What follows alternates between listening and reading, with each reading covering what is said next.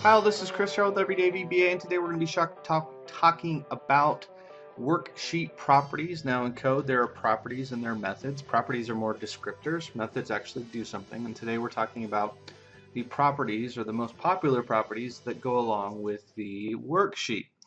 The number one ones are cells, count, name, range, and visible. Those are the ones that you will use a ton. So I've written a little macro here, actually a couple, that will kind of go through and illustrate the syntax and kind of how these pieces work. So I've got my Visual Basic Editor open. Now hit Alt F11 and that'll get you here.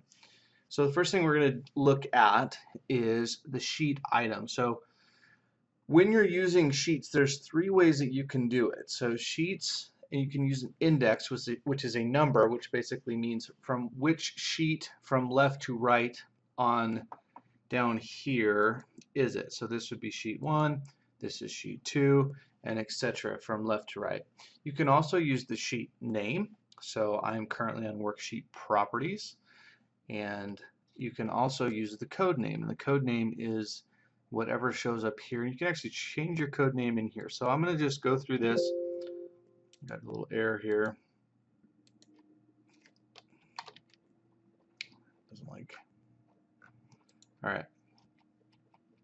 So I'm going to do a debug print. All that does is print something in my immediate window, and I'm really just trying to show you that these are the same. So Sheets.Name is Worksheet Properties. Now I'm looking for the index, and the index is going to be 2. We already know that because we've already run that. And then sheet 2 is Worksheet Properties. So I just want to show you that those are all the same from a coding standpoint, but that actually can be confusing, and it actually can be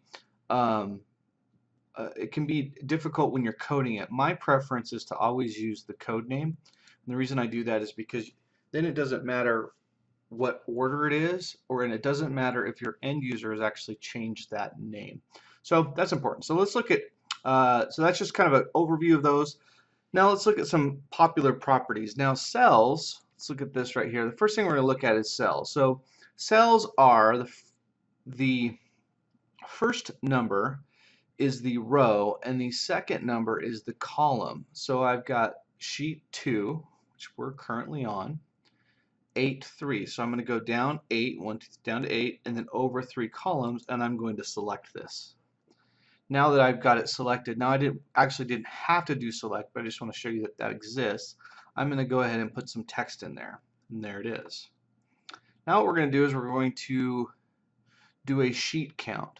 And that sheets.count is going to give us the number of sheets that we have. I highlight over that. I know that I actually have 5, which is perfect.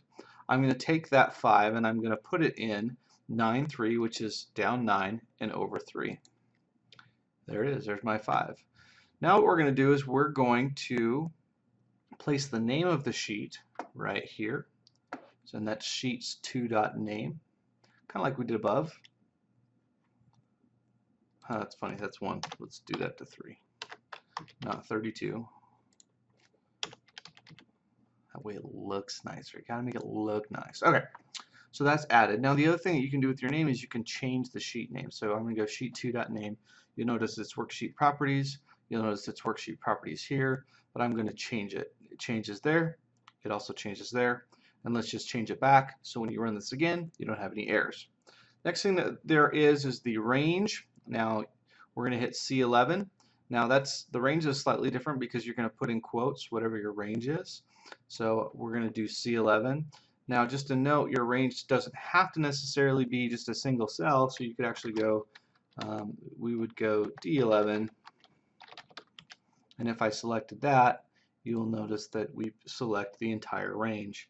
Now one note on that, a range can have multiple cells, but a cell cannot have multiple cells, which makes sense. So now I'm going to put in here C11 equals hello range. There's the hello range. Now I just want to show you a couple things that you can do with the sheet. You can actually make it hidden. So if I hide that, it's now hidden. I can come in here and I can right click and I can unhide that. But I can also set it to very hidden. And when I do that, it is nowhere to be found, which basically means that on the front end, You cannot see that. So if I run that again, it's going to return it back. We are back to that sheet. So that is a quick breakdown on the most popular Visual Basic properties for the worksheet. Hope you enjoyed.